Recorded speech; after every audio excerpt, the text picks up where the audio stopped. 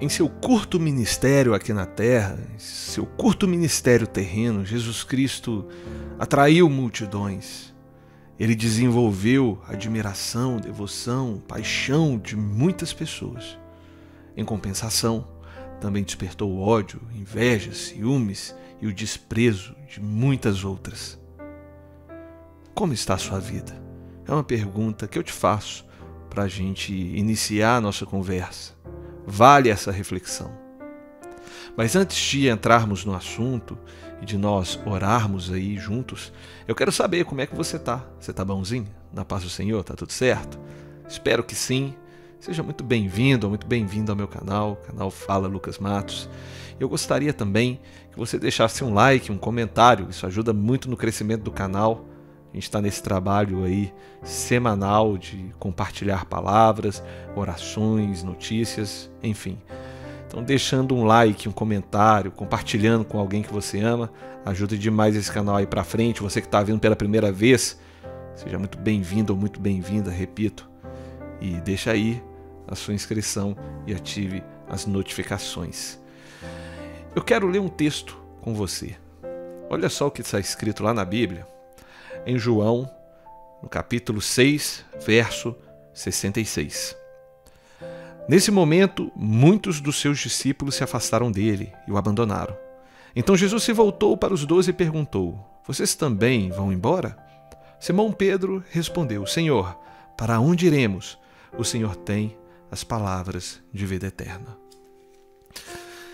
É muito interessante esse texto, muito importante para a nossa reflexão, né, gente? Na verdade, como eu havia dito anteriormente, o ministério de Jesus, durante seu curto período, foi um espetáculo, vamos dizer assim.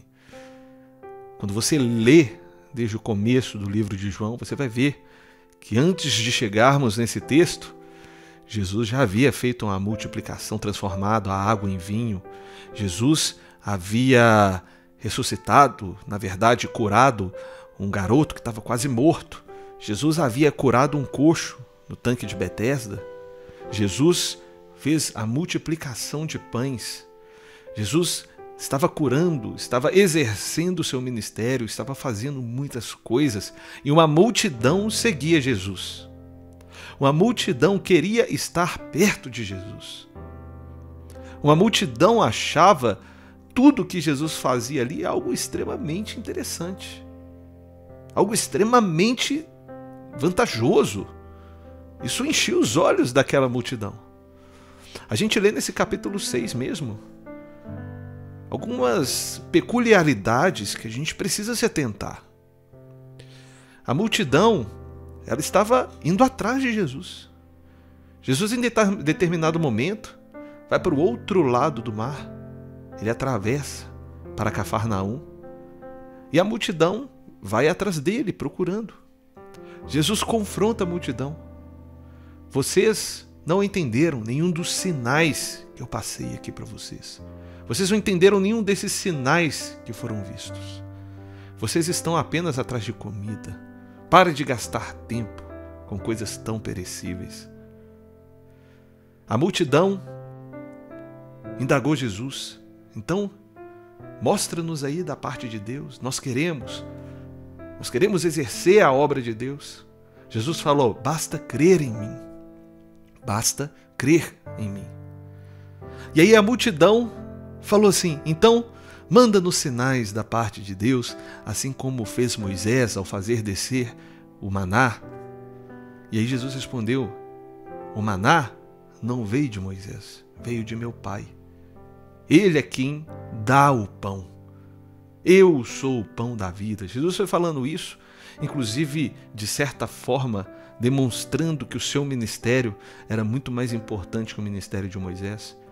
E muitas pessoas que estavam dentro dessa multidão, que se diziam discípulos e discípulas de Jesus, ouviram e falaram: Jesus, é muito dura essa sua palavra.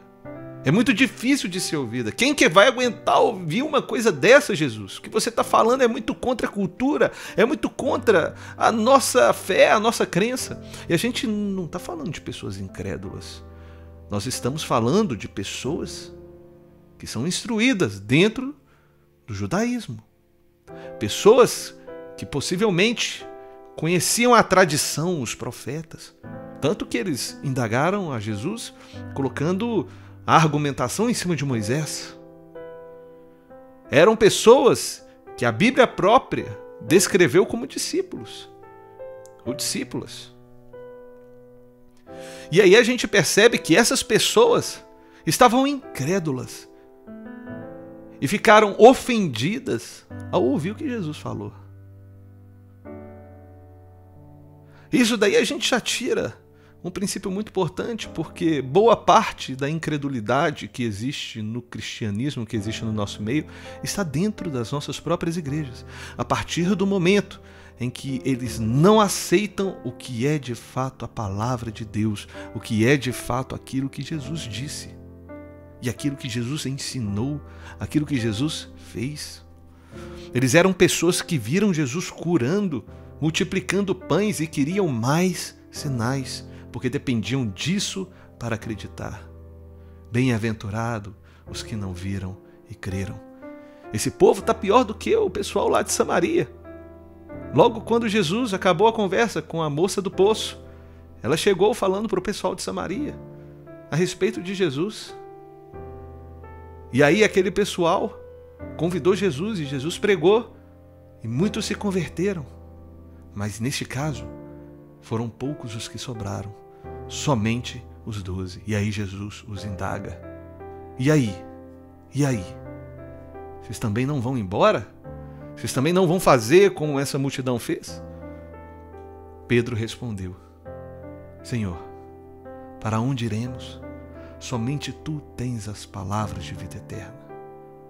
Mesmo nós sabendo que Pedro tinha dificuldade de crer, ele respondeu aquilo que deve ser respondido e aquilo que nós devemos falar todos os dias da nossa vida.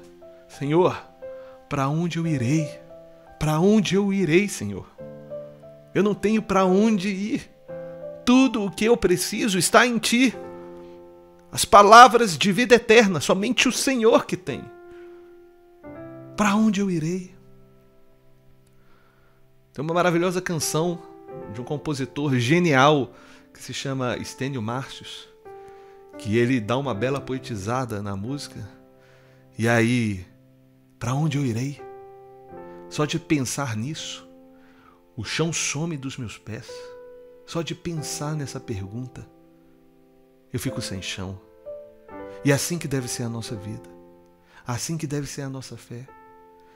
Para onde nós iremos sem Jesus? O que somos de nós sem Jesus? Somente em Cristo nós temos esperança. Eu quero orar por você. Quero fazer uma oração sincera para que o Senhor desperte em mim e em você essa fé que ela nunca vai acabar.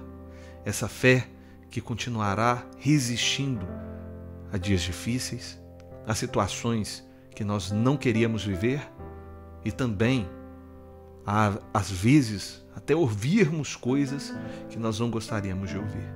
Então feche os seus olhos aí e vem orar comigo. Senhor Deus, eu peço a Ti que nós aqui, ó Pai, eu e o meu irmão, minha irmã que estiver aí do outro lado me assistindo, que nós nos conectemos aqui agora, ó Pai, como igreja do Senhor, como corpo. E eu peço a Ti que nós tenhamos uma fé inabalável. Que, ó Deus, nós saibamos resistir e ter maturidade para ouvir a Tua palavra e crer e obedecer, Pai. Em nome de Jesus, que assim sejamos nós, que a gente não seja levado pelos ventos deste mundo, que a gente não seja levado, ó Pai, pelas coisas deste mundo, que a gente não seja, ó Deus, simplesmente ludibriado, ó Pai, por uma estrutura ou por ver milagres, mas que a nossa fé esteja em Ti, independente de estrutura, de relacionamentos, de milagres, que a nossa fé esteja em Ti em qualquer situação. Sabemos que o Senhor faz milagres. Sabemos que estar em Tua presença nos proporciona comunhão entre os irmãos, repartir do pão, oração. Sabemos que tudo isso acontece quando estamos em Tua presença, mas que não seja esse o principal motivo, que seja o simples fato de sermos totalmente devotados, entregues a Ti de todo o coração, Jesus. Que esse seja o motivo maior, que nós estejamos em Ti, por amor a tudo que o Senhor fez por nós, nos dando o maior presente, que é a salvação, que é a sua entrega, a sua morte, para que nós tivéssemos vida, o seu sacrifício que substituiu o sacrifício que nós teríamos que fazer e que era insuficiente. Mas o Senhor fez o sacrifício e foi suficiente, completo, para que toda a justiça fosse satisfeita e hoje nós fôssemos justos perante o Pai pela Tua obra. Que seja assim, Jesus, as nossas vidas. Eu oro em nome de Jesus. Amém e amém. Que Deus te abençoe muito, meu irmão, minha irmã. Que você seja uma pessoa tremendamente abençoada, cheia de Cristo na sua vida. Beleza? A gente se vê em breve. Espero voltar, poder fazer isso mais vezes, poder ter mais momentos assim com vocês. Deus te abençoe muito, um abraço e até breve.